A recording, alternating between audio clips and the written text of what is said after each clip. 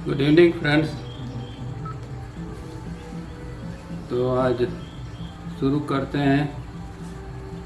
एक पहले खुश खबर से शुरू करते हैं कि हमारे जो YouTube के ऊपर चैनल है उसके 2 दिन पहले ही 1000 सब्सक्राइबर बने हैं। हालांकि खुशी की बात सिर्फ सब्सक्राइबर बने हैं या 1000 फिगर का नहीं है, पर खुशी इसलिए है कि जो हमारा मिशन है ये तावरिया जी की योग विद्या को घर घर पहुंचाने के लिए, खास करके 3SRB और रिफाइनिंग, क्योंकि हम इतने अनुभव से जानते हैं कि ये क्रियाएं कितनी महत्व की है।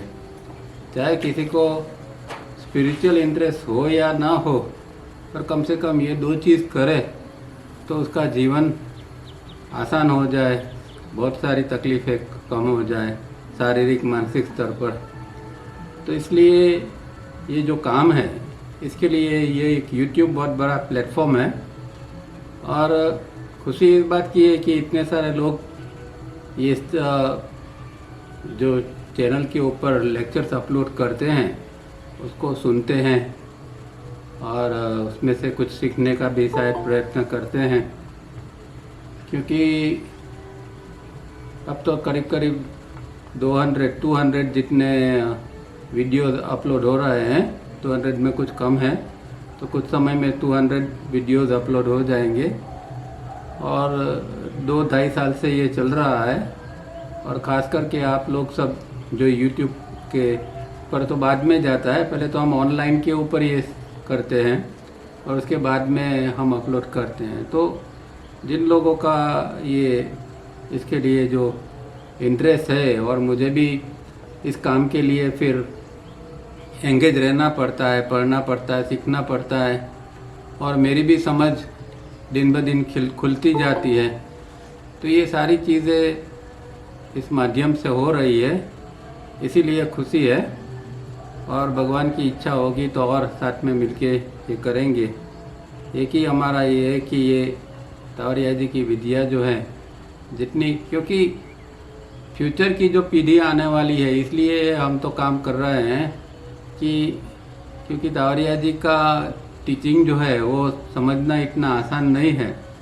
और ख़ास करके हिंदी भाषियों के लिए हम ये सब कर रहे हैं कि वो लोग भी कुछ समझे और तावरिया जी को थोड़ा आसानी से समझ पाए। तो इसलिए ये सब लेक्चर्स का अरेंजमेंट हो रहा है। तो भगवान की इच्छा होगी तो आगे ये सब चलता रहेगा और आपका सब साथ सहकार रहेगा तो ये सब हो पाएगा। चलिए, इसके लिए सबको धन्यवाद। अब आज की मीटिंग शुरू करते हैं। अब तक में हमने प्री सेंसिंग के बारे में काफ़ी कुछ जान लिया है, प्रैक्टिस भी लास्ट समय की है, और होपफुली आप घर पर भी करते होंगे। तो ये चीज़ एक इम्पोर्टेंट है। इम्पोर्टेंट इस माने में है कि मन क्या है, ब्रेन क्या है, उसका हमें कोई अनुभव ही नहीं है। वो दिन भर क्यों भटकता रहता है। तो कभी हम उसको रोकने का प्रयत्न करते हैं तो उसकी भटकन को हम देख सकते हैं, समझ सकते हैं। कभी हमने उसको रोकने का ही प्रयत्न नहीं किया है।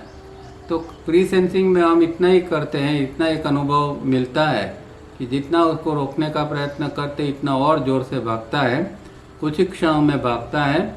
और ये देखना अपने आप में एक बहुत इम्पोर्टेंट चीज़ है, क्योंकि ज़िंदगी भर में हमने ये काम कभी किया ही नहीं है, मन की भटकन को देखा नहीं है। और अंदर उतरने में सबसे बड़ा जो ऑब्स्टिकल है वो यही चीज़ है, जो ब्रेन की भटकन है, वही हमें अंदर आगे जाने नहीं देती है। तो इस भटकन को देखना है और किस तरह शांत करना है, ये हमें सीखना योग के स्टूडेंट के लिए बहुत ज़रूरी है।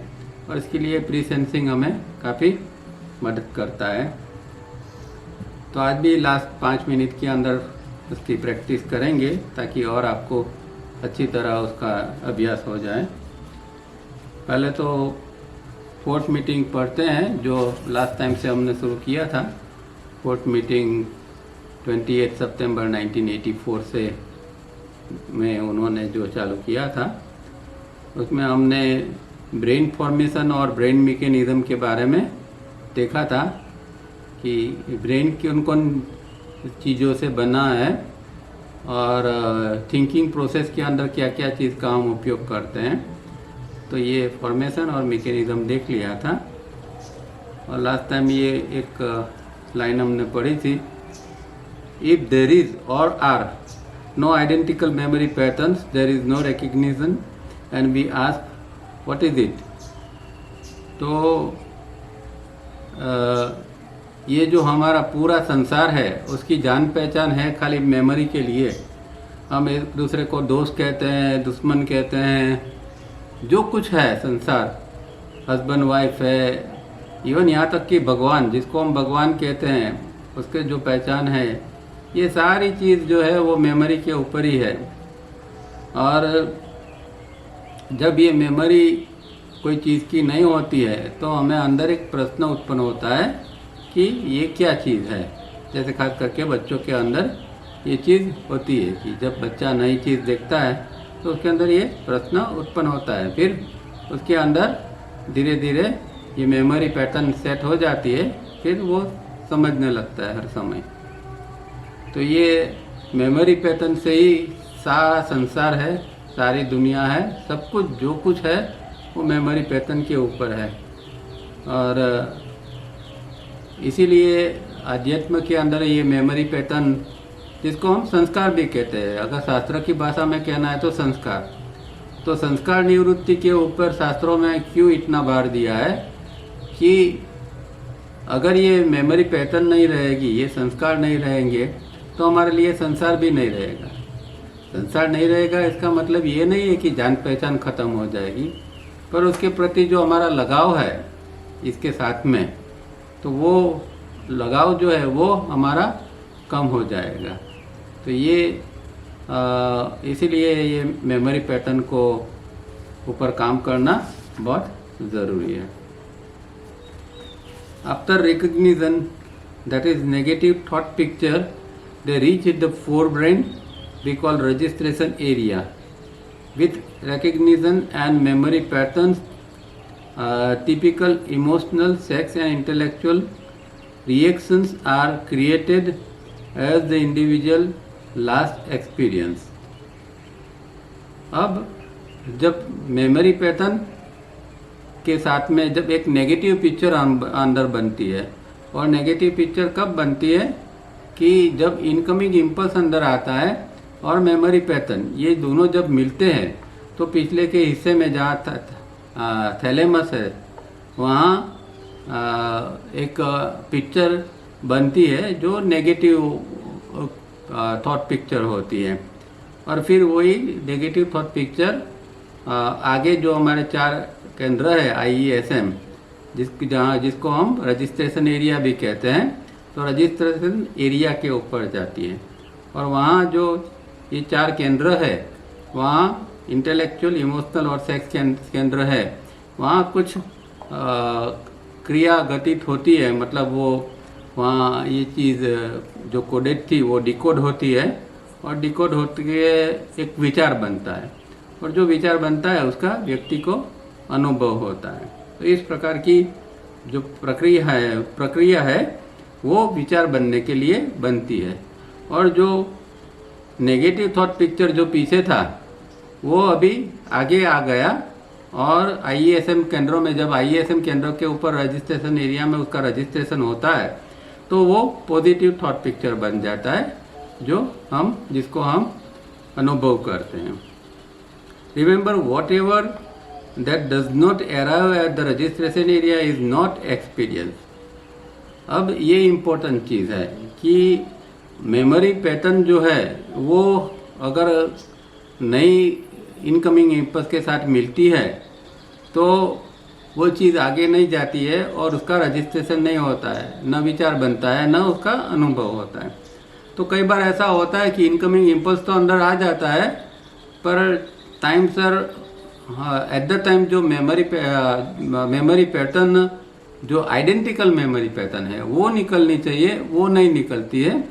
तो इनकमिंग इम्पल्स जो है वो वहाँ फिर ये नहीं रह सकता, सर्वाइव नहीं करता है, वो वहाँ ख़त्म हो जाता है। और मेमोरी पैटर्न जो है वो अगर देर से निकलती है तो वो फिर वो भी वापस अपने एरिया में 3A में चली जाती है। तो इस तरह कई बार कुछ थोड़ी बहुत गड़बड़ हो जाती है, और ये गड़बड़ होती है तो पॉजिटिव जो थॉट पिक्चर बनना चाहिए वो नहीं बनता है रजिस्ट्रेशन एरिया में, और व्यक्ति को अनुभव विचार का नहीं होता है। Here in the registration area, the 4 centers IESM, that is intellectual, emotional, sex and movements, now develop the negative thought picture into positive in color and in 3 dimensions. अब हमेशा ये ध्यान में रखना है कि ये जो नेगेटिव थॉट पिक्चर हमेशा 2 चीज़ मिलती है तभी बनती है, और ये पिछले का हिस्सा जो तालुका है वहाँ ही ये होती है। तो इनकमिंग इम्पल्स और मेमोरी पैटर्न ये दोनों मिला तो नेगेटिव पिक्चर बन गई, और फिर वो आगे हमारे चारों केंद्र के ऊपर आती है, वहाँ पॉजिटिव पिक्चर बनती है और कलरफुल बनती है, वहाँ 3 डायमेंशन के अंदर। तो जब हम आँख बंद करते हैं तो हमें एक अनुभव होता है कि कुछ पिक्चर दिखाई देते हैं आँख के सामने, उसके अंदर हम अलग अलग पिक्चर देखते हैं, वो कलरफुल होते हैं और 3 डायमेंशन में होते हैं। जैसे कि कोई थिएटर में पिक्चर देखते हैं तो किस तरह हम देखते हैं, वैसे ही हमारे आंखों के सामने कुछ न कुछ चित्र उत्पन्न होते रहते हैं, वो भी कलरफुल होते हैं और 3 डायमेंशन में होते हैं, विद द नेसेसरी और relevant reactions so that the response of the organism is according to this. अब वो जो है वो जिस प्रकार का इनकमिंग इम्पल्स अंदर आया है और उसी प्रकार का पूरा पिक्चर बनना चाहिए, रिलेवेंट रिएक्शंस आना चाहिए। मतलब कि बाहर जो चीज़ देखी है तो उसी प्रकार की पूरी प्रक्रिया बननी चाहिए। बाहर की चीज़ देखी, अंदर उसी प्रकार की मेमोरी बाहर आई, फिर वो चारों केंद्र के ऊपर गए, वहाँ वो उसका ये हुआ, ये गतित हुई, और फिर ये एक रिस्पॉन्स या रिएक्शन जन्मा, मतलब कि विचार के रूप में जो बाहर निकला वो चीज़ इसी अकॉर्डिंगली होनी चाहिए कि जो देखा था। जैसे कि एक पेड़ को देखा है तो पेड़ के संदर्भ में ही हमारा रिस्पॉन्स आना चाहिए कि हमें लगे कि भाई ये पेड़ अच्छा है या अच्छा नहीं है, या क्या चीज़ है, क्या है उसके ऊपर। तो ये जो हमारा रिएक्शन या रिस्पॉन्स आएगा तो वो उसके मुताबिक आना चाहिए। This process impulse response is automatic and non stop. अब ये जो एरिया है रजिस्ट्रेशन एरिया, जिसको हम ब्रेन का आगे का हिस्सा कहते हैं, फोरहेड वाला हिस्सा, वो जो है वो हिस्सा हमेशा नॉन स्टॉप 24 घंटे उसको काम करना पड़ता है। हालांकि रात में थोड़ा उसका कनेक्शन टूट जाता है तो वो कम होता है, फिर भी वो नॉन स्टॉप काम करता रहता है, और ये इम्पल्स रिस्पॉन्स के रूप में वो काम करता है। मतलब कि अंदर जिस प्रकार का इम्पल्स आया उसी प्रकार का रिस्पॉन्स हम देते हैं, और वो सब ऑटोमेटिक हमारी बिना जानकारी में, और ज़्यादातर तो हमारी जानकारी के बिना ही ये सारी प्रक्रिया चलती रहती है। हमारी अवेयरनेस वहाँ होती ही नहीं है, और ये एक मैकेनिज्म है वो अपने आप में चलता रहता है। पर ये ज़रूरी है क्योंकि जो जीवन चल रहा है और जीवन का आधार जो है ये उसके ऊपर ही है। हमारे 4 केंद्र जो IESM केंद्र किस प्रकार का हमें पिक्चर बताते हैं उसके ऊपर ही पूरा हमारा जीवन का आधार है। तो भगवान ने इसलिए इसकी ऐसी रचना की है कि ये नॉन स्टॉप चलता रहे। अगर वो बंद हो जाता है तो फिर जीवन चलना मुश्किल हो जाता है। This area of the brain is a movie camera and can not stop for a moment और नॉर्मल लाइफ विल स्टॉप। तो वही बात है कि ये मूवी कैमरा जो चल रहा है IESM केंद्र के ऊपर, वो एक क्षण के लिए भी रुकता नहीं है, और अगर वो रुक जाता है तो जीवन मुश्किल है। जीवन मुश्किल इस माने में कि मानो कि कोई इनकमिंग इम्पल्स तो अंदर आ गया, कोई चीज़ ने हमने देखी, इनकमिंग इम्पल्स अंदर आ गया, अब पूरी प्रोसेस होती नहीं है और IESM के ऊपर इसका चित्र नहीं बनता है, तो हम क्या उसको पहचानेंगे। मानो कोई रास्ते से जा रहा है, कोई फ्रेंड मिल गया, अब फ्रेंड का इम्पल्स तो अंदर आ गया, पर उसकी मेमोरी से वो निकलता नहीं है कि ये फ्रेंड है, और उसकी आगे की प्रोसेस नहीं चल रही है, तो हम क्या रिस्पॉन्स देंगे? तो जीवन इस माने में मुश्किल हो जाता है। तो जीवन के जीने के लिए इनकमिंग इम्पल्स, मेमोरी पैटर्न और उसकी आगे तक की पूरी प्रक्रिया जो है वो बहुत जरूरी है। The negative thought picture that arrive in the registration area are sucked up and dropped back by the four sensors IESM in ratio 24:2 or 5:1 depending on the inherent structure of this A area, structure in the sense quality and not form। अब जैसे इस जो देखा हमने, इस तरह ये जो इनकमिंग इम्पल्स और मेमोरी पैटर्न जो पिछले के हिस्से में जो तालुका है वहाँ दोनों मिलते हैं, और फिर जब वो दोनों आगे आते हैं तो वो सख्त हो जाते हैं, उसको सोख लिया जाता है, उसको जैसे चूस लेते हैं, इस तरह उसको ये अंदर चले IESM केंद्र के ऊपर चले जाते हैं, और फिर वही रजिस्ट्रेशन एरिया में उसको फिर वहाँ छोड़ दिया जाता है। ये जो सारी प्रक्रिया जो है वो IESM केंद्रों का रेशियो किस तरह का है उसके ऊपर आधारित है। अगर 24:2 का रेशियो है तो ये जो शक होने की और उसकी जो प्रोसेस बनेगी वो अलग बनेगी, और 5:1 का रेशियो है व्यक्ति का तो वो अलग बनेगी। और ये जो है वो ये जो स्ट्रक्चर है वो क्वालिटी के आधार के ऊपर है, न कि इसका फॉर्म के आधार। क्वालिटी मतलब क्या है कि ये 248 या 5:1 आफ्टर ऑल क्या है, वो क्वालिटी है ना, सत्व रजस तमस ये क्वालिटी है। तो 248 में व्यक्ति का जो क्वालिटी है वो सत्व रजस तमस की 248 है, और 5:1 वाले में वो क्वालिटी जो है 5:2 सत्व रजस तमस। तो इसके ऊपर वो जो पिक्चर जो बनाएगा चारों केंद्र के ऊपर, तीनों केंद्र के ऊपर, तो ये इनहेरेंट इसका स्ट्रक्चर है, ये जो क्वालिटी है उसके ऊपर डिपेंड होगा। This whole process taking 1/120 of a second or moment। और हम जानते हैं कि ये पूरी प्रक्रिया 1 सेकंड के 120वें हिस्से के अंदर ही समाप्त हो जाती है। इतनी स्पीड से ये फॉर्मेशन होता रहता है, और इसके कारण ही हम विचार को पकड़ नहीं सकते हैं। हमें क्यों विचार को हम पकड़ नहीं सकते, या इवन ध्यान में बैठते हैं तो भी विचार को पकड़ना मुश्किल होता है, क्योंकि उसका फॉर्मेशन जो है उसकी स्पीड ही इतनी है, और ये स्पीड इतनी मेंटेन करनी पड़ती है तब जाके वो लाइफ जो है वो हमें कलरिंग महसूस होती है। हम जो बाहर देखते हैं, सुनते हैं, महसूस करते हैं, वो जो हम महसूस कर रहे हैं क्योंकि ये स्पीड में आ रहा है, 1/120 की स्पीड में आ रहा है। इसीलिए अगर इसमें ज़्यादा कम होता तो हम जिस तरह आज लाइफ को महसूस करते उस तरह नहीं होता। अगर इससे भी कम हो जाता तो लाइफ एकदम स्लो हो जाती, एक चीज़ आज जो महसूस करते वो नहीं हो पाती, या फास्ट हो जाता। ये कैसा है कि ये क्रिकेट में जैसे वो थर्ड एम्पायर को जब ये करना होता है तो कि स्लो मोशन पिक्चर बन जाती है। तो स्लो मोशन पिक्चर हो या फिर वो एकदम फास्ट फॉरवर्ड करके फास्ट मोशन पिक्चर बना दे, तो दोनों काम का नहीं है। तो जिंदगी जो है भगवान ने हमें रोचक बनाई इसलिए कि रोचक लगती इसलिए कि ये टाइमिंग उसने सेट किया है। अब यही चीज़ ध्यान के लिए एक डिस्ट्रक्शन बन जाता है। नॉर्मल लाइफ के लिए तो जरूरी है, पर वही चीज़ ध्यान के लिए डिस्ट्रक्शन बन जाता है।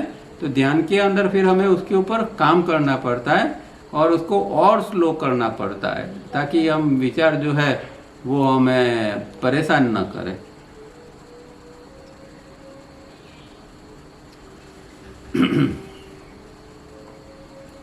All human beings are either 1 totally 2482 or 2 more often 2482 rather than 5221, 3 totally 5221 types, and their diagrams denote them as diagram 1, 2 and 3A type। अब ये हम जानते हैं डायग्राम तो हमारे पास जो है वो 5 प्रकार के डायग्राम है, उसमें 3 प्रकार के डायग्राम जो है और वो किस तरह के उसके अंदर रेशियो होते हैं। तो पहला जो डायग्राम है, डायग्राम 1, वो 2482 का रेशियो, जो IASM केंद्रों का रेशियो ये है। तो IASM केंद्रों 2482 के रेशियो में एक व्यक्ति में काम करते हैं। दूसरी जो व्यक्ति है, दूसरी जो ग्रुप है जिसके अंदर ज़्यादातर लोग जो है वो 2482 में ही काम करते हैं, बहुत कम लोग 5221 के ऊपर पहुंचे हैं, पर वो भी 5221 के अंदर स्थिर नहीं है। और तीसरा जो ग्रुप है उसके अंदर टोटली 5221 के ऊपर, जिसको हम 3A भी कहते हैं, जिसके अंदर ये 5221 एस्टेब्लिश हो गया है। तो मेजोरिटी ऑफ पीपल जो है वो 2482 के अंदर ही जीते हैं। और कुछ जो साधक जो है प्रयत्न करने वाले होते हैं वो 2482 से 5221 की ओर जाने का प्रयत्न करते रहे। और तीसरा जो है वो 5221 के ऊपर पहुंच गए हैं, यानी 3A में पहुंच गए हैं। Much less than 5% in the whole world are people with 5221 ratio establish. अब ये एक बहुत बड़ी बात है कि 3A पर देखो कितना मुश्किल होगा कि 3A के ऊपर पूरी दुनिया का जो रेशियो है उसमें से खाली 5% भी नहीं है। और ये तो 5% तो उन्होंने ये 1984 के अंदर बताया था। तब जो था वो तब पॉपुलेशन था करीब 4 बिलियन से ऊपर था, और आज जो है 8 बिलियन से ऊपर है। मतलब कि आज ये 40 सालों के अंदर 2 गुनी बस्ती हो गई है। तो 2 गुना पॉपुलेशन हुआ, इसका मतलब ये नहीं कि यही रेशियो में लोग 3A के ऊपर पहुंचे। ये तो हम समझ सकते हैं, दिस इज ऑब्वियस, कि जिस रेशियो में पॉपुलेशन बढ़ता है इस रेशियो में कोई साधक इतने अपग्रेड नहीं हो जाते हैं, इतने डेवलप नहीं हो जाते हैं। तो आज तो बहुत कम लोग ये 3A के ऊपर होंगे। और हकीकत में तो मुझे लगता है कि ये जो अगर इसका रेशियो ये करना है तो जो आध्यात्मिक जगत के अंदर जो लोग हैं, मतलब कि जो स्पिरिचुअल एस्पिरेंट है, स्पिरिचुअल सीकर है, वो लोग कितने हैं और उसमें से कितने परसेंट ये 3A के ऊपर है। तो वहाँ भी आप अगर सोचेंगे तो आपको लगेगा कि हजारों लाखों ये आध्यात्मिक साधक तो है, अपने अपने हिसाब से प्रयत्न करने वाले तो होते हैं, कोई भी मार्ग से हो सकते हैं, पर उसमें से भी 3A की स्थिति कि जहाँ इसका एक बैलेंस माइंड हो, उसके अंदर सत्व रजस तमस जो है वो बैलेंस में है, वो एक इकोनॉमिटी में वो व्यक्ति जी रही है, समता में, जिसको गीता कहते हैं ना, समत्वम योग उच्यते। तो इस तरह समता की स्थिति में जीने वाले लोग हैं वो कितने होंगे। आध्यात्मिक जगत के अंदर भी कुछ परसेंट ही ऐसे लोग हमें मिलेंगे कि जो इस तरह की, क्योंकि जब हम प्रयत्न करते तो पता चलता है कि ये कोई आसान चीज नहीं है। जिसने प्रयत्न नहीं किया है वो तो कुछ भी सोच सकता है। And therefore people cannot help behaving according to this brain inherent structure, that is quality. तो वो जो है वो इसीलिए व्यक्ति अपना जो स्ट्रक्चर है वहाँ मजबूर हो जाता है, वो अपने स्ट्रक्चर के हिसाब से ही वो बिहेव करेगा, उसको कोई चारा नहीं है। 2482 वाला कोई 5221 की तरह बिहेव नहीं कर सकता है ना, 5221 में एस्टेब्लिश हो गया वो अब 2482 वाले की तरह बिहेव नहीं करेगा। तो ये जो क्वालिटी है सत्व रजस तमस की इनहेरेंट स्ट्रक्चर, वो सबसे इम्पोर्टेंट चीज़ है व्यक्ति के अंदर। उसके मुताबिक ही ये व्यक्ति जिएगी, काम करेगी, बर्ताव करेगी। No amount of reforms, preaching और punishment can help, and in spite of the most sincere efforts is even of the individuals themselves, they will time and again fail today। अब देखो यहाँ फिर से ये बात आती है कि ये मार्ग कितना कठिन है, कि इसमें ये कोई हम किसी को अगर कोई डरा के धमका के तो उसके ऊपर ला नहीं सकते, कोई उसको पनिशमेंट करते हैं, उससे वो व्यक्ति कोई 5221 पर न पहुंचने वाला है।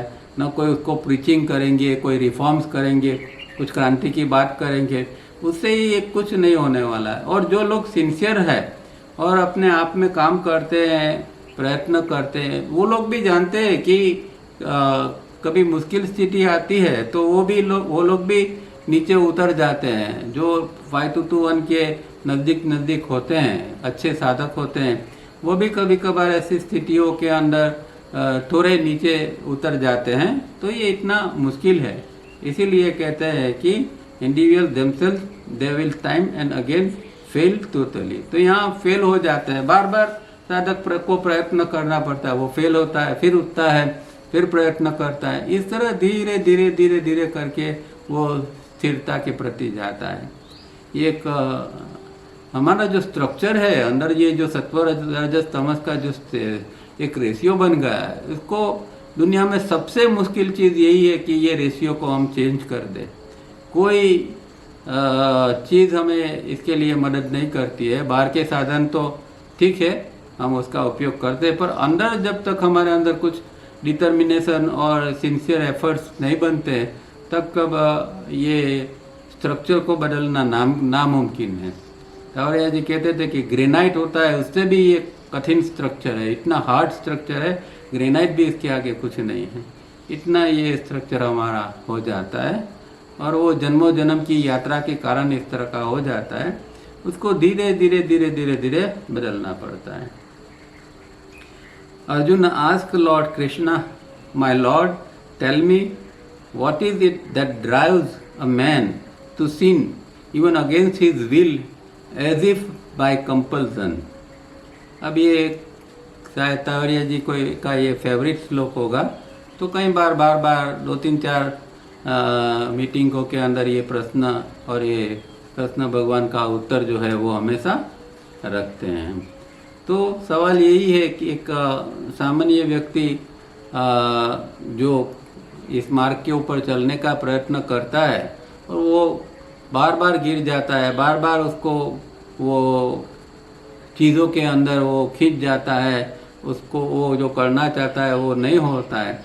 इसलिए एक अर्जुन जो एक हमारे साधक के रूप में, एक साधक का रिप्रेजेंटेटिव के रूप में ये सवाल पूछता है कि भाई ऐसी क्या चीज़ है कि व्यक्ति को बार बार वो खींच लेती है दूसरी ओर, वो जो करना चाहता है वो नहीं कर सकता है। एक जैसे कि एक कंपल्सन, एक मजबूरी आ जाती है और वो कुछ और करने लगता है।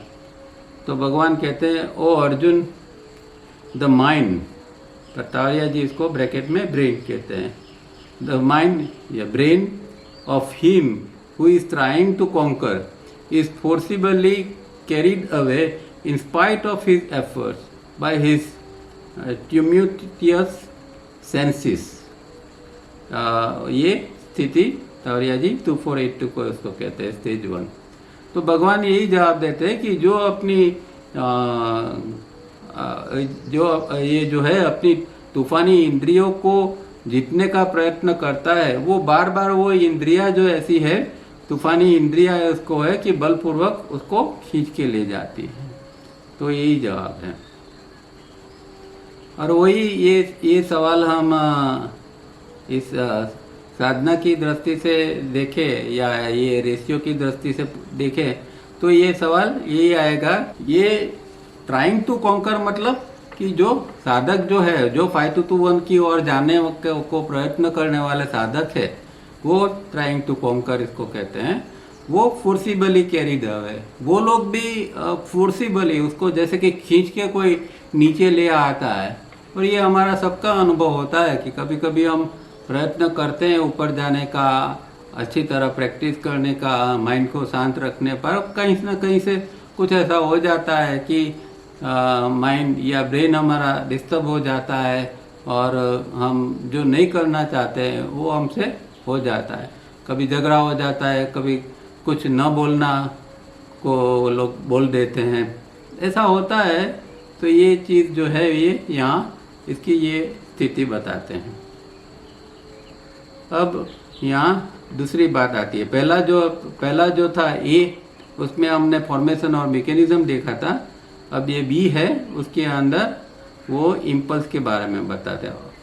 of the incoming impulses that are, as per Dr. King, 30,000 per second entering our organism, 120 per second reach A, the thinking instrument area, and the rest reach this B, the administrative and upkeep area of the brain, and so this area of the brain is larger.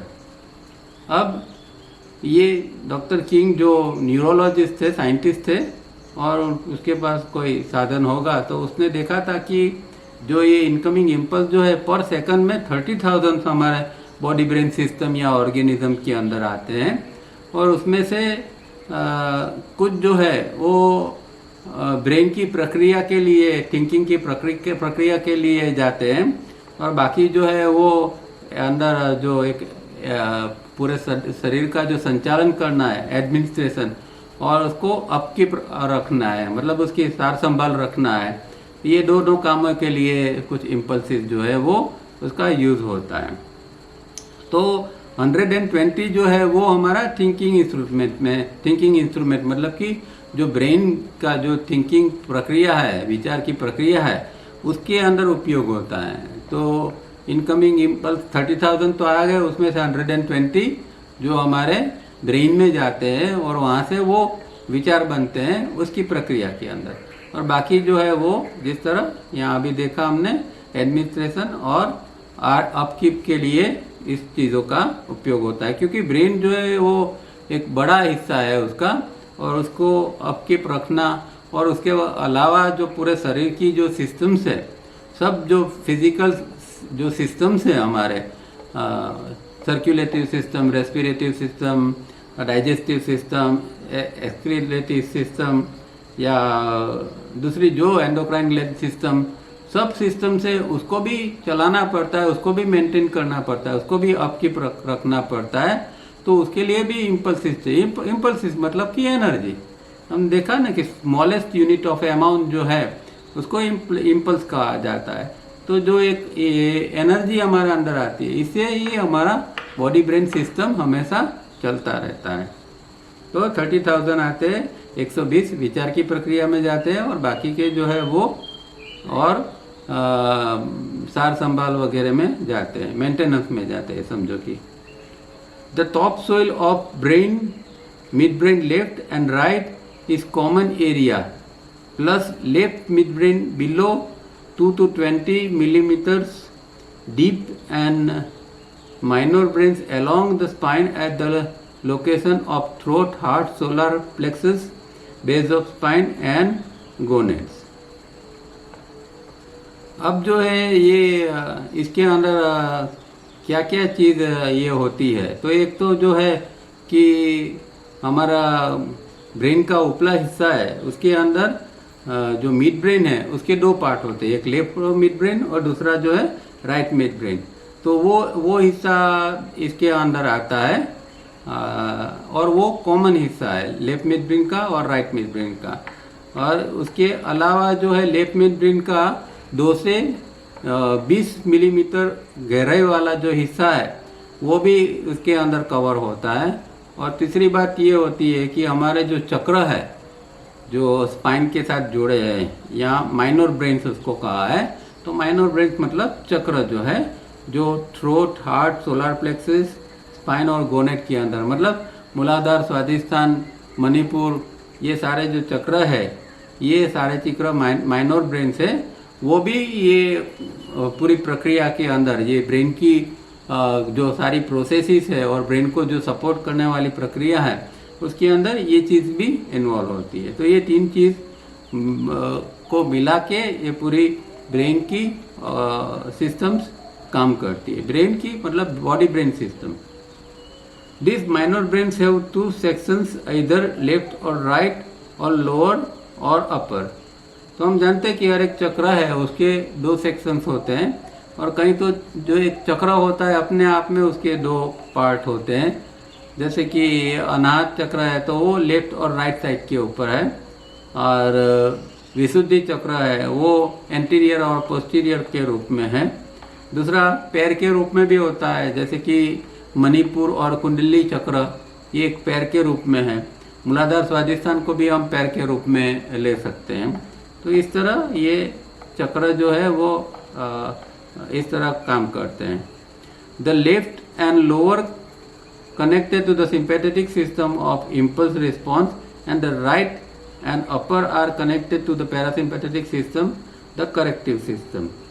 तो जो दो हिस्से हैं उसमें से left का जो हिस्सा है वो सिंपैथेटिक सिस्टम से जो हम रिस्पॉन्स करते हैं, मतलब कि इम्पल्स रिस्पॉन्स का जो कामगिरी करते हैं अंदर होता है वो लेफ्ट साइड से होता है, चक्र का लेफ्ट हिस्सा उसमें यूज होता है, और जो राइट साइड का जो हिस्सा है उसमें हमारा पैरासिम्पैथेटिक सिस्टम का हिस्सा जो है वो उसमें यूज होता है, वो करेक्टिव सिस्टम है। पर ज़्यादातर हिस्से के अंदर हम सिंपैथेटिक सिस्टम से ही इम्पल्स रिस्पॉन्स हमारा होता है, अंदर जो इम्पल्स आता है और रिस्पॉन्स जो बनता है विचार के रूप में, उसमें सिंपैथेटिक का ही ज़्यादा रोल होता है। पैरासिम्पैथिक का काम अगर चालू हो जाता है तो वो एक डिफरेंट क्वालिटी, क्योंकि वहाँ वो फिर सारी चीज़ें वो 5:1 के रेशियो में फिर बनना चालू हो जाएगी। Besides this, minor brains have many sub-centers in their respective area। अब तावरिया जी ने जो योग सूत्र है उसके अंदर एक पिक्चर बताया है, क्रॉस जैसा है, वो आप देखोगे तो उसके अंदर ऊपर से नीचे और लेफ्ट से राइट के अंदर कुछ चक्र छोटे छोटे सब सेंटर्स बताए हैं। तो कुल कुछ 21 प्लस 28 कुल मिला के 49 सब सेंटर्स है उसके अंदर बताए हैं। कुछ माइनर है, कुछ मेजर है, इस प्रकार के सब सेंटर्स है। पर वो सारे जो है ये चक्रों के जो एरिया है उसके अंदर ही वो सारे आ जाते हैं। As major part of the incoming impulses have relation to or with the total organism. These minor brains with their subcenters cover the entire physical frame and work ceaselessly non-stop as a part of the brain, that is both A and B parts of the brain work ceaselessly and non-stop, each in its own way। अब जो ये जो है वो जो हमारे अंदर incoming impulse जो आते हैं उसका एक ऑर्गेनिज्म के साथ अपना एक रिलेशंस होता है, और मेजर पार्ट का ऑफ द मतलब कि इनकमिंग इम्पल्स जो आते हैं उसका जो बड़ा हिस्सा है उसका हमारे ऑर्गेनिज्म के साथ में उसका कुछ संबंध है। और जो हमारे माइनर ब्रेन से वो मतलब कि ये जो चक्र है वो हमारे जो पूरी फिजिकल जो फ्रेम है उसको वो कवर करते हैं, और वहाँ जो ये जो पूरी प्रक्रिया जो है वो सीजलेसली नॉन स्टॉप चलती रहती है।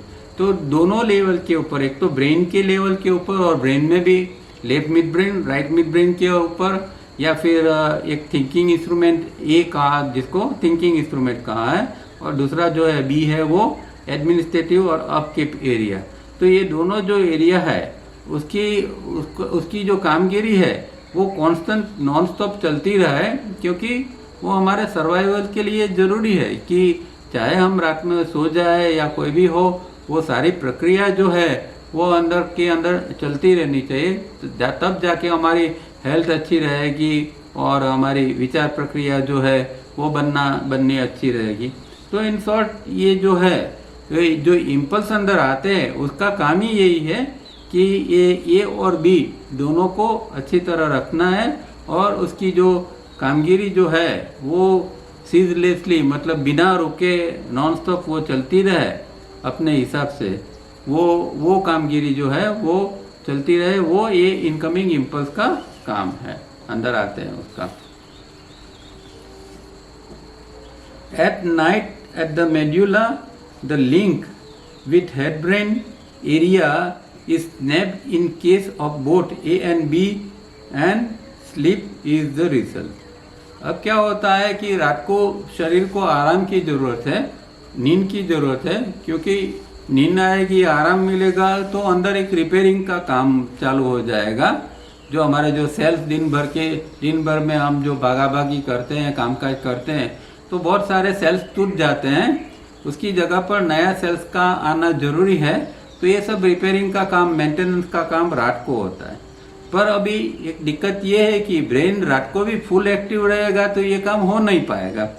तो यहाँ भगवान ने क्या एक मैकेनिज्म बनाया है कि ये मेड्यूला एरिया है, वहाँ जो है ये जो इसकी लिंक है ये ए और बी की, वो लिंक को वो तोड़ देते हैं और वो लिंक टूट जाती है, उसके कारण हम निद्रा के अंदर चले जाते हैं। तो ये एक अच्छा मैकेनिज्म है कि शरीर को आराम की ज़रूरत है और ब्रेन जो है उस समय ब्रेन भी आराम में आ जाए, इसीलिए उसकी लिंक वहाँ रहती नहीं है। भगवान वो उस समय उसकी लिंक तोड़ देते हैं। During sleep this minor brains with their subdivisions can perfectly administer and can maintain the upkeep of the entire body. अब ऐसा भी नहीं है कि भाई ब्रेन वगैरह अब काम करना बंद कर दिया और हम सो गए तो फिर राम भरोसे ये शरीर हो जाएगा, ऐसा भी नहीं होना चाहिए। तो उसका किसी को इसकी ड्यूटी तो सौंपनी पड़ेगी। जैसे फैक्ट्री में पाली बदलती है तो दूसरे लोग आ जाते हैं, तो यहाँ रात को जो ये ब्रेन और ये काम करते थे उसके बदले में ये काम काज जो है वो माइनर ब्रेन्स और उसके जो सब डिविजन्स है, जो जैसे हमने पहले ऊपर देखा ना कि चक्रों और उसके अंदर के सब सेंटर्स है, वो लोग जो है वो अभी ये पूरी बॉडी की संभाल रखना, ये सब सारी चीज़ें, जैसे कि रात को हम सोते हैं तो अगर ठंडक हो जाती है तो शरीर को ठंडी लगती है। अगर ये कुछ काम ही नहीं करेगा, अंदर ब्रेन सो गया है, बाकी कोई काम नहीं करेगा तो ठंडी ज़्यादा लगेगी या गर्मी लगी या घर में आग लग गई तो कोई पता ही नहीं चलेगा, तो फिर दिक्कत हो जाएगी। तो भगवान ने सब कुछ सोच समझ के ही बनाया है। तो चाहे शरीर सो गया है, ब्रेन भी सो गया है, पर ये माइनर ब्रेन जो है वो अभी काम कर रहा है, तो वो रिस्पॉन्स भी देंगे। जिस तरह ठंडी लगी है तो हम ओढ़ लेंगे, गर्मी लगी है तो वो कवरिंग निकाल देंगे, ये बॉडी अपने आप में करता रहता है। मच्छर काटता है तो उसको उड़ा देंगे आधी नींद के अंदर ही। तो ये सब जो है मैकेनिज्म ये इस तरह भगवान ने सेट किया हुआ है। If this arrangement was not existing, the head brain area B would have to work and be vigilant all 24 hours, and there would be no sleep for the organism, because at medulla at night the connection could not be snapped and communication cannot be prevented, and in that case the organism would not recuperate in absence of sleep, and the dire consequences would follow. तो यही बात उन्होंने यहाँ फिर से बताई है कि अगर ये अरेंजमेंट नहीं होती यहाँ वहाँ कि ये जो ब्रेन का जो बी एरिया है वो काम कॉन्स्टेंटली करता रहता, 24 घंटा वो काम करता रहता, तो फिर और अंदर ये कम्युनिकेशन भी बना रहता, सब चीज़ जैसे दिन में होता है वैसे ही रात को भी ये सारी चीज़ें बनती रहती, तो फिर जो है हमारा ऑर्गेनिज्म कभी भी पूर्ण स्वास्थ्य प्राप्त नहीं करता नींद के अभाव में, और उसके फिर गंभीर परिणाम भी इसके आ सकते हैं। तो ये इसलिए इस तरह भगवान ने ये मैकेनिज्म बनाया कि अभी ये ब्रेन का बी पार्ट है वो सो जाएगा और ये माइनर ब्रेन काम करेंगे ताकि शरीर को आराम मिले, पूर्ण स्वास्थ्य प्राप्त हो और उसके कुछ गलत गंभीर परिणाम न आए। The right mid brain below and from 2 to 20 millimeters is conceptual and is for ideas, concepts and imagination, and for subjective thinking to help the thinking instrument proper if required, but does not function in most human beings or on rare occasions. अब दूसरा भी ये जो left mid brain है तो वो तो चलो सबके अंदर काम करता ही है, पर दूसरा भी पार्ट है उसका ब्रेन का जिसको हम राइट मिड ब्रेन कहते हैं।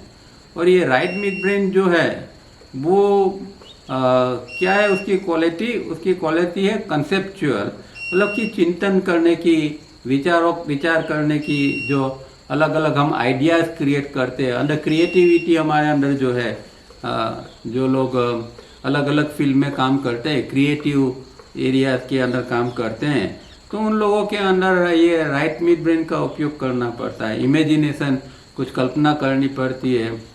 और सब्जेक्टिव थिंकिंग मतलब अपने बारे में स्वलक्षी विचार, अपने बारे में कुछ विचारना है तो वो सब्जेक्टिव थिंकिंग है। तो ये सारी चीज़ें जब राइट मिड ब्रेन अगर काम करने लगता है तो ये सारी चीज़ें अच्छी तरह हो पाती है। पर सामान्य व्यक्ति के अंदर ये राइट मिड ब्रेन इतना डेवलप नहीं होता है। और हमने ये भी देखा था कि राइट मिड ब्रेन के साथ पैरासिम्पैथेटिक सिस्टम जाती है, ये दोनों इनएक्टिव है ज़्यादातर, इसलिए ये सारी चीज़ें सामान्य व्यक्ति के अंदर रूप नहीं लेती है। अब see, this finally leaves out every small area that is deep down and is the midbrain proper. This is the silent area. No waves are registered here, nor any type of activity is registered here. All the sophisticated scientific instruments have failed to find out anything happening in this area and is called the silent area. अब ये silent area जो science ने वैसे तो ढूंढा है, हमारे जो एस्ट्रोनॉमी है, तो साइलेंट एरिया हमारे यहाँ कहाँ है एस्ट्रोनॉमी में, मतलब कि ब्रह्मांड के अंदर कहाँ है, पृथ्वी के ऊपर भी कुछ ऐसे एरिया है साइलेंट एरिया जैसा, जहाँ से कोई चीज़ जाती है तो फिर पता नहीं चलता है कि वो चीज़ कहाँ गई। पर इस तरह भगवान ने भी हमारे अंदर ब्रेन के अंदर एक साइलेंट एरिया बनाया हुआ है, क्योंकि शास्त्र क्या कहते हैं, यथा पिंडे तथा ब्रह्मांडे, जो कुछ ब्रह्मांड के अंदर है वो सारी चीज़ें हमारे शरीर के अंदर, हमारा बॉडी ब्रेन सिस्टम के अंदर है ही। तो हमारा ब्रेन का जो एक अंदर का हिस्सा है डीप डाउन, वहाँ एक छोटा सा एक स्मॉल एरिया है, उसको ये साइलेंट एरिया कहते हैं। और वो मिड ब्रेन जो है उसमें डीप डाउन के अंदर है।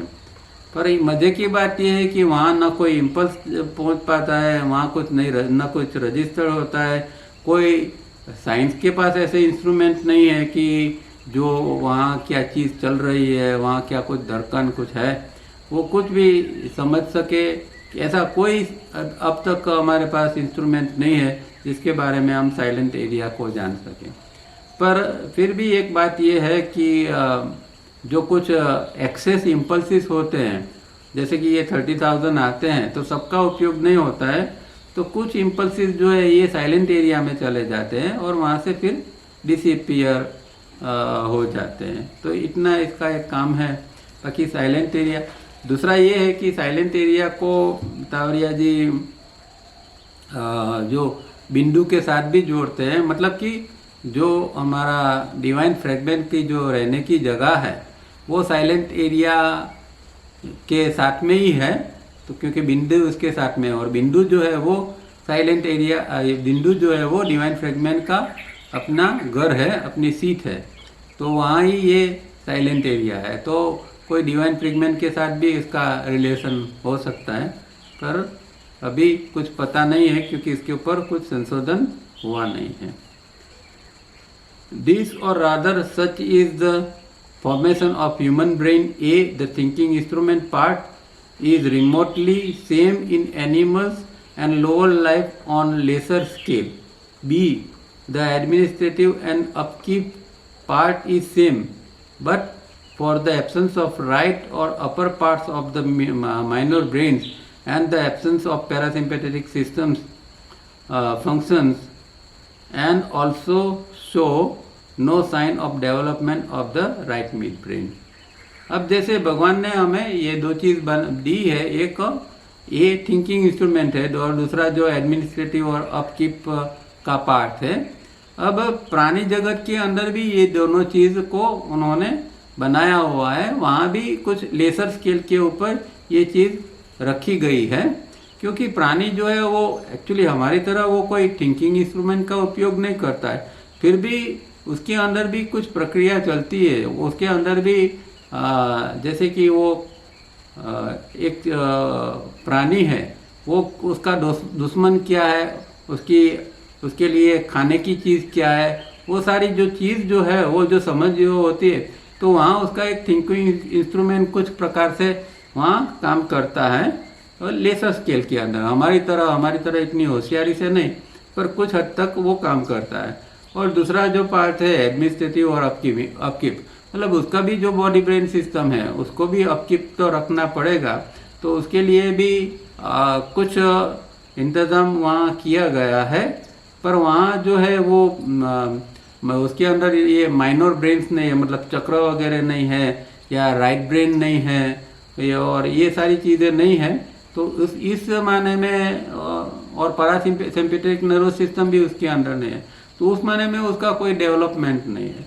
क्योंकि प्राणी जो है उसका कोई ये सारी चीज़ें क्यों भगवान ने मनुष्य को दी है कि मनुष्य को इवोल्यूशन करना है, मनुष्य को आगे जाना है।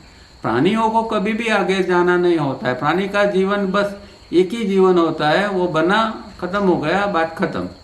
उसका कोई आगे कुछ न कोई पुनर्जन्म होने वाला है, न कोई आगे कोई प्रक्रिया होने वाली है, न कोई उसका इवोल्यूशन होने वाला है, कुछ नहीं।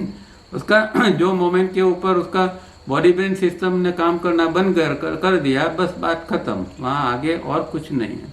पर ह्यूमन बीइंग के अंदर तो इवोल्यूशन की संभावना है, और इसके लिए ये सारी चीज़ों को भगवान ने हमें दी है, mid right brain, parasympathetic nervous system वगैरह, ताकि फ्यूचर में हम इसको डेवलप करके आगे बढ़ सकें। इसीलिए कहते हैं this silent area does not exist as there is no need. तो ये प्राणियों के अंदर तो कोई इवोल्यूशन ही नहीं है, तो उसके लिए उसको कोई ज़रूरत ही नहीं है। This creates a total and permanent break in the evolution, and by no stretch of imagination can any animal evolve into the most primitive type of human being, nor a human being can function as an animal.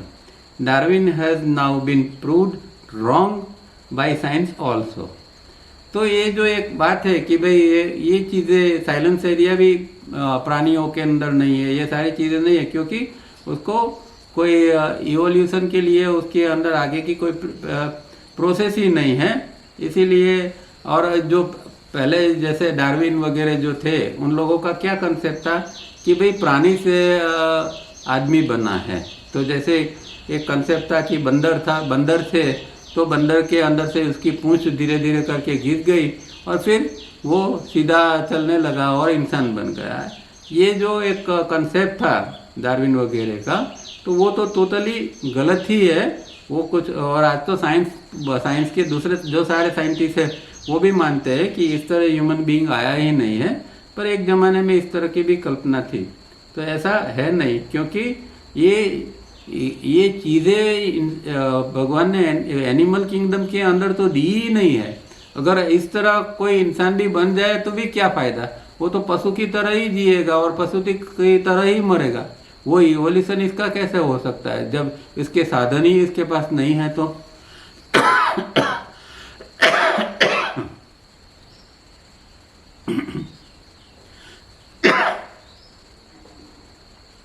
This thinking instrument area of the brain needs correction and disciplining along scientific yoga lines, and ratio 24:2 to be altered to 5:1 permanently. Please refer intensity chart. तो ये हमारा thinking instrument area है, जहाँ ये चारों IESM केंद्र है। उसका एरिया जो रेशियो नॉर्मल कोर्स के अंदर, सामान्य व्यक्ति के अंदर जो 24:2 का रेशियो है, उसको हमें परमानेंटली 5:1 का रेशियो बना देना है। और उसके लिए हमें जो है वो साइंटिफिक योगा लाइन के ऊपर काम करना पड़ेगा, उसकी डिसिप्लिन को हमें एडॉप्ट करनी पड़ेगी, और उसके द्वारा हम ये रेशियो को बदल सकते हैं।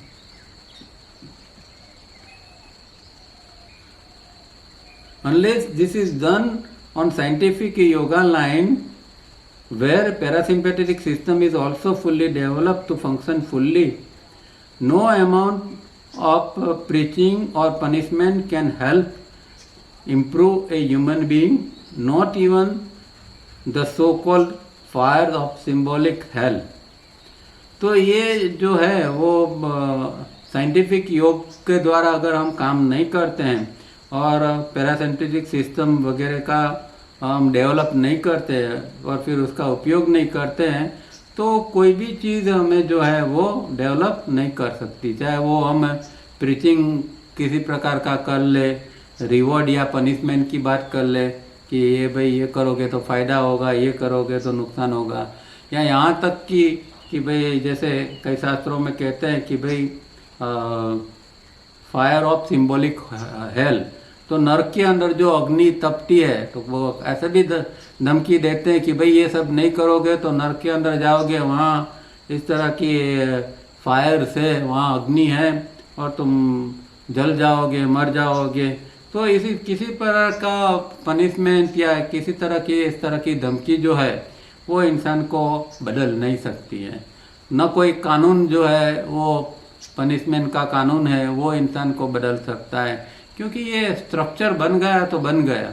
अब जब तक वो खुद इसके ऊपर मेहनत नहीं करेगा तो ये स्ट्रक्चर बदलने वाला नहीं है। तो कोई चीज़ सिवाय कि साइंटिफिक योग वो करेगा और कुछ डेवलपमेंट करेगा तो ये संभव है।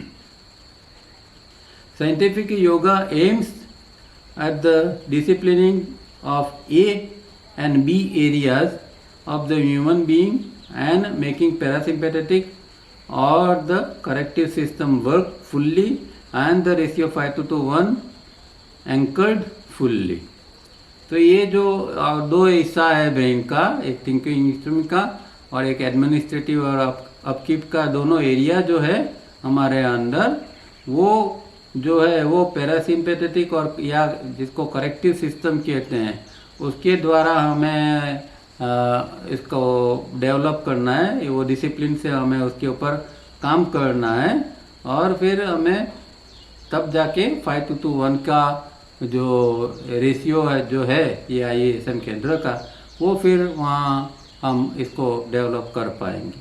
तो यहाँ देखो बार बार पैरासिम्पैथेटिक सिस्टम को कितना महत्व देते हैं, और ये जो तावड़िया जी ने जो प्रक्रिया दी है रिफाइनिंग फेज वगैरह, वो धीरे धीरे करके पैरासिम्पैथेटिक जो इनएक्टिव है हमारे अंदर उसको जागृत करने का काम करते हैं। और बहुत कम चीज़ ऐसी है योग के अंदर जो पैरासिम्पैथेटिक सिस्टम को एक्टिवेट कर पाए। तो ये तावड़िया जी ने तो खासी साइंटिफिक योग के नाम के ऊपर जो दिया है उसमें ये सारी चीज़ें है ही, तो इसका हम उपयोग करते हैं और पैरासिम्पैथिक का उपयोग करते हैं तो 5:1 के ऊपर निश्चित हम जा सकते हैं। Once this is done and establish no preaching और punishment is needed for the individuals brain inherent structure as quality has now been altered and in absence of such development nothing is possible.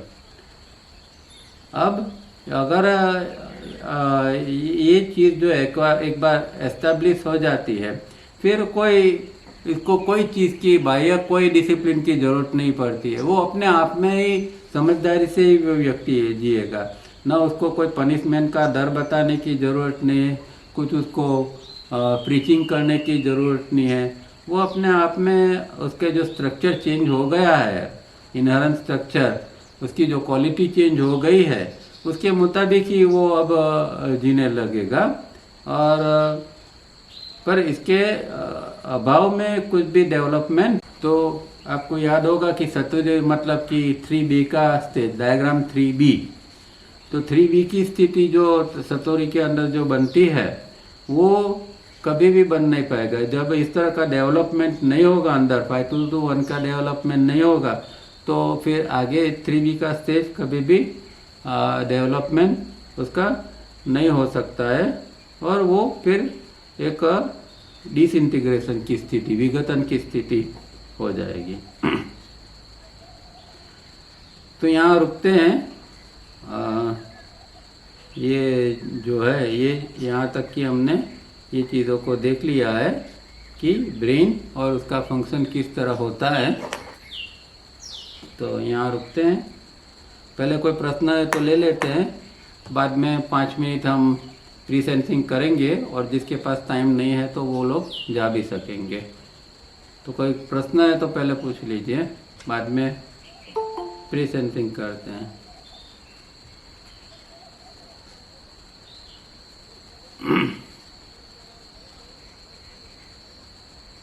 चलिए, मुझे लगता है कि कोई खास किसी को प्रश्न है नहीं, तो 5 मिनट प्री सेंसिंग करते हैं। जैसे लास्ट टाइम हमने किया था, जो मेथड बताई थी इस तरह। तो जिनको करना है वो शांति से बैठ जाए, आराम की का एक पोस्चर, चाहे चेयर में बैठे या बेड के ऊपर बैठिए, पर आराम, एकदम बॉडी रिलैक्स होना चाहिए। और फिर श्वास की प्रक्रिया के प्रति हमें ध्यान देना है। पहले 1-2 श्वास धीरे धीरे अंदर लेना है और छोड़ना है, और एक अंदर का स्पॉट नक्की करना है। जो नाक खुला है, स्वच्छ नाक है, उससे वो कहाँ अंदर श्वास अंदर की दीवार पर टच होता है, उसका अनुभव करिए।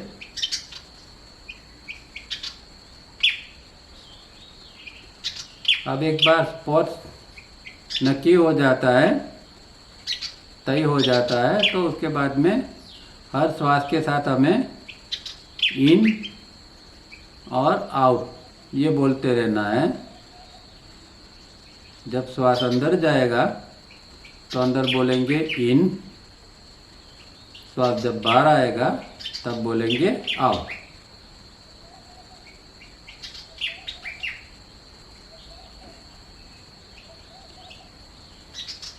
अब इसके ऊपर ही ध्यान को टिका के रखना है।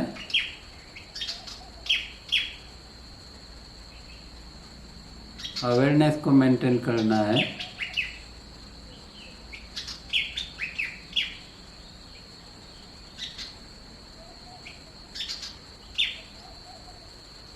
अगर विचार आते हैं तो फिर से स्पॉट के ऊपर लग जाना है। विचार बैकग्राउंड में चलते हैं तो कोई दिक्कत नहीं है, पूरा ध्यान, पूरा फोकस स्पॉट के ऊपर रहेगा।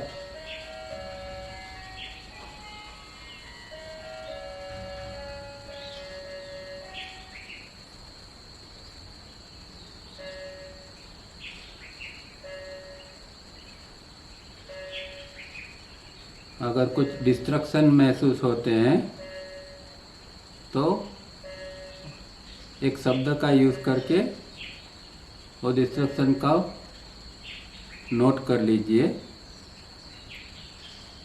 अगर कुछ सुनाई देता है और डिस्ट्रैक्ट होते हैं तो मन में बोलिए हियरिंग।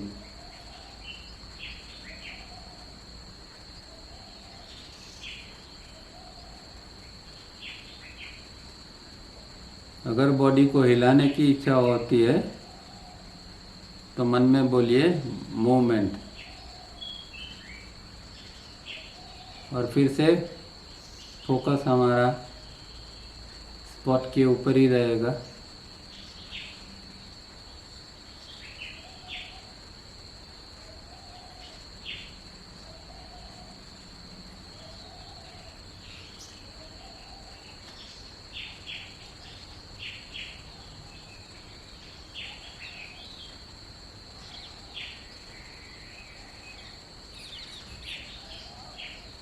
जागृत रहें,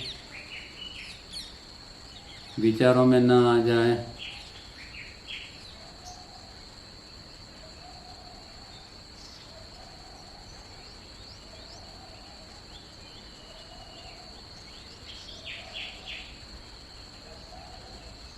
अगर इस दौरान नींद आती है तो श्वास को थोड़ा फास्ट कर देना है।